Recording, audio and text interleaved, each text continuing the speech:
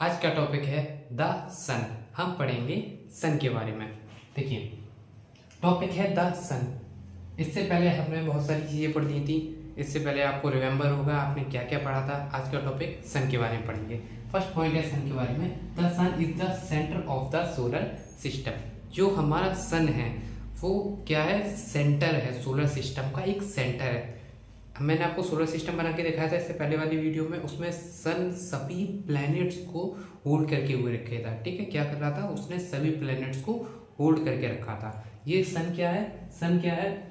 The sun is the centre of the solar system. जो sun है वो centre है। किसका सेंटर है? सोलर सिस्टम का सेंटर है। बात समझ पा रहे हो? Next, it is made up of many hot gases. अब सन किन किन गैसेसों में से मिलके बना है? तो जो हमारा सन है वो बहुत सारी गैसेस से मिलके बना है। नाइट्रोजन, ऑक्सीजन, लाइक हीलियम, इन बहुत सारी गैसेस से मिलके हमारा सन बना है। अब सिर्फ गैसेस ही नहीं, गैसेस, क्लाउड्स और बहुत सारी डस्ट, इन सभी चीज़ों से मिलके ये क्या बना है? सन। सन एक क्या है? एक आग का गोला है। ठीक है, इससे पहले हमारी पृथ्वी भी कुछ ऐसे ही हुआ करती थी। पृथ्वी अर्थ के बारे में ही बताएंगे। अभी सन देखिए। नेक्स्ट है, it is ultimate source of light and heat. कि सन के पास ultimate source of light and heat, बहुत सारी लाइट और बहुत सारी हीट है। देखिए, हीट का आपको पता होगा, अगर कहीं आग जल रही है, जैसे पूरी जगह एक रूम है आपका, एग्जाम्पल के तौर पे एक रूम है, पूरे रूम में अंधेरा है। अगर उस रूम में अगर हम कहीं आग जला देते हैं, इस टाइम पे वैसे भी सर्दियाँ चल रही हैं, सर्दी के टाइम पे आग में वैसे भी बहुत मज़ा आता है। अगर आप आग जला लेते हैं तो आग की वजह से क्या होगा? एक तो उस रूम में हीट डेवलप होगी, हीट होगी, हीट के साथ साथ लाइट भी होगी। क्यों? क्योंकि आग से गर्मी मिल रही है और क्या हो रहा है? हमें लाइट मिल रही है। तो it is ultimate source of light and heat. ये एक अल्टीमेट सोर्स है। किस चीज़ का अल्टीमेट सोर्स है? लाइट का और हीट का। Next point, it hold all the planets together with its gravity. इस पॉइंट का मतलब ये है कि मैंने आपको बताया था सन ने सभी प्लैनेट्स को होल्ड करके रखा है। जो हमारा सन है इन्होंने क्या किया है? सारे प्लैनेट्स को होल्ड करके रखा। अब कैसे? ऐसा नहीं कि उन्होंने एक एक करके पकड़ के रखा है। सन ने क्या किया? अपनी ग्रेविटेशनल फोर्स से सभी प्लैनेट्स को होल्ड करके रखा है, पकड़ के रखा है। हर प्लैनेट्स की अपनी अपनी ग्रेविटी होती है, लेकिन सन की अगर बात करते हैं तो सन सबसे ज़्यादा ग्रेविटेशनल फोर्स किसकी है? सन की। इसे हम एग्जांपल के तौर पे इस तरह समझ सकते हैं। आप एक चद्दर या कुछ लीजिए, चारों तरफ से पकड़ लीजिए। ठीक है, जो सबसे भारी बॉल है उसको छोड़िए, सबसे भारी बॉल बीच में छोड़ देंगे तो जो सबसे भारी बॉल है उसका ग्रेविटेशनल फोर्स ज़्यादा होगा, वो सबसे ज़्यादा नीचे उतरेगी।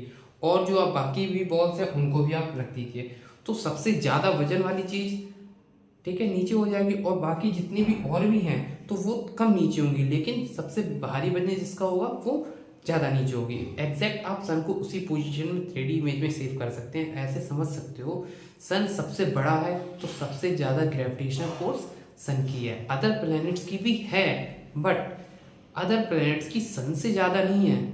ठीक है, next, the sun is the head of the entire planet. जो सन है वो सभी प्लैनेट्स का हेड है। मैंने आपको बताया था सन एक स्टार है, बाकी सारे प्लैनेट्स, 8 प्लैनेट्स बताए थे वो प्लैनेट्स है, सन एक स्टार है। तो ये क्या बोल रहे हैं? The sun is the head of the entire planets. सभी प्लैनेट्स के हेड कौन है? Sun. Next, earth average distance to the sun about 93 million miles या 150 मिलियन किलोमीटर। अब ये बता रहे हैं अर्थ और सन की दूरी बताई जा रही है। इस पॉइंट में ये बता रहा है कि अर्थ से सन की कितनी दूरी है। अर्थ से सन की दूरी है 93 मिलियन माइल्स, क्या कह सकते हो? In short 150 million kilometer. अर्थ से सन की दूरी कितनी है? 150 million kilometer. Next, sun is 94.5 million old. जो हमारा सन है वो कितने साल पुराना है, मतलब कितने साल पहले बना था? तो sun is 94.5 million old. Yellow dwarf star, a hot glowing ball of hydrogen. ये बात कर रही है किससे मिलके बना? देखो, एक एक चीज को समझना। 94.5 मिलियन ओल्ड, ठीक है, मतलब 94.5 मिलियन ईयर पहले बना था ये।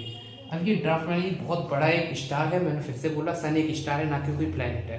ठीक, 94.5 मिलियन ईयर ओल्ड पहले बना था, बहुत बड़ा स्टार है। ग्लोइंग बॉल, ये एक बॉल के साइज का है, किससे मिलकर बना है?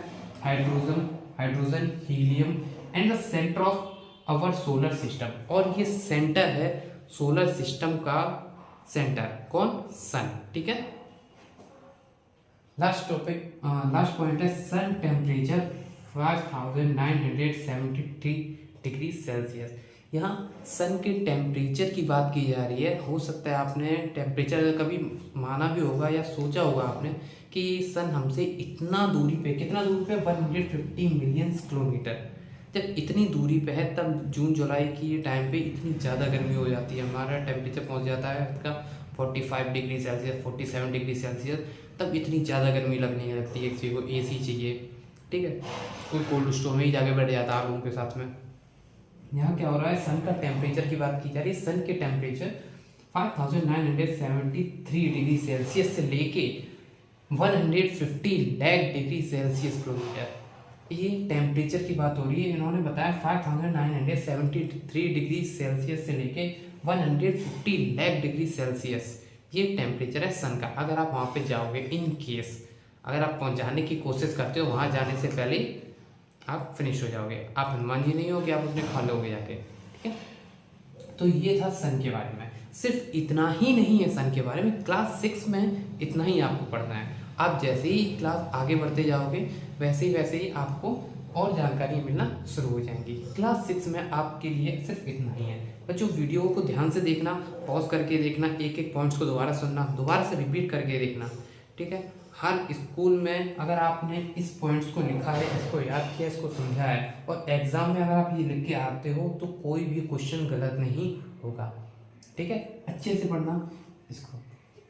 ठीक है, मिलते हैं आपको नेक्स्ट वीडियो में। नेक्स्ट टॉपिक होगा the moon. Okay, thank you so much.